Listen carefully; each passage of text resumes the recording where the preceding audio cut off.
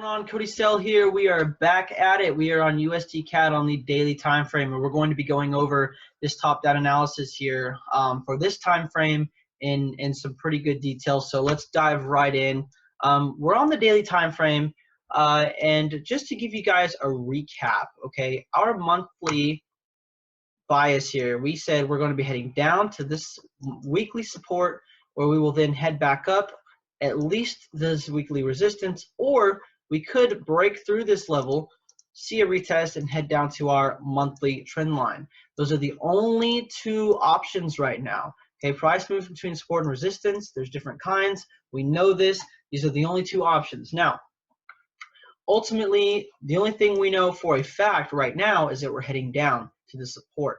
So we have moved to a lower time frame. I'm going to go ahead and get rid of these. Let me see here. Going to go ahead and get rid of these.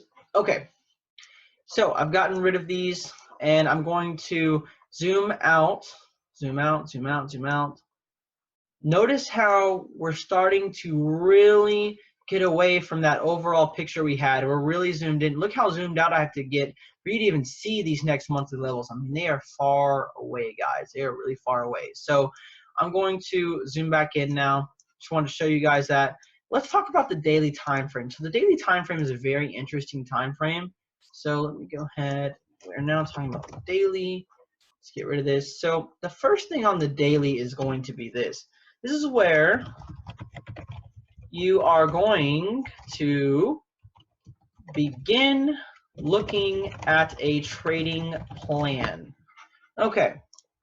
Now, when I say this is where you're going to begin looking at a trading plan, obviously we've been doing a trading plan since the monthly, right? But this is where you're really going to start to shape this plan up and look for entries that we can go down to the lower time frame and nail in on. So that's the first thing on the daily, and we're going to do that in just a minute. But first of all, let's talk about the second thing you're going to want to do on the daily. It kind of flows right along with this. So the second thing is you're going to want to establish your channel / trend in the market.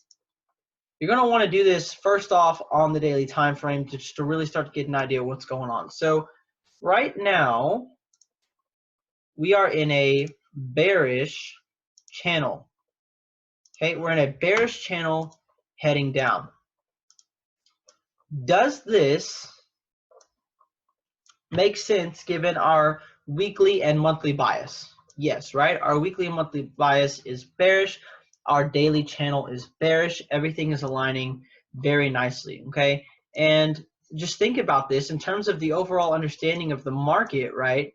If you didn't understand what was going on in the weekly and daily time frames, you'd be taken completely off guard when this channel were to break up in this area. But now you understand exactly what's going on.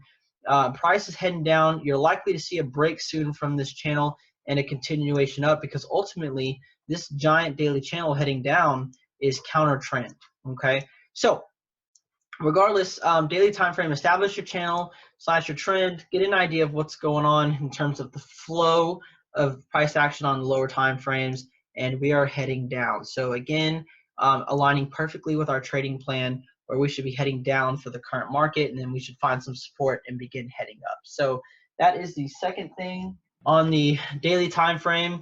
Now, the last thing I will do on the daily time frame, if it's relevant, I will add some support and resistance only if it's major and it doesn't align with what I already have drawn. But in this situation, I do already have my weekly levels accounting for my support and resistance anywhere in the near area, so I'm not really going to be looking to add any other levels here. And I just want to make a note that you know, my monthly levels are very thick, my weekly levels are very thin. That's how I know the difference.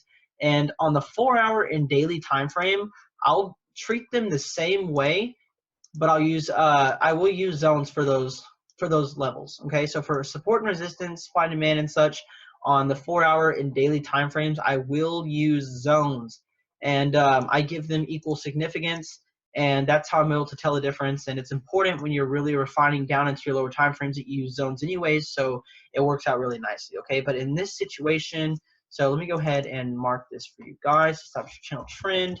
Add any more possible relevant SNR and S&D supply and demand zones. We don't have any in this area. No.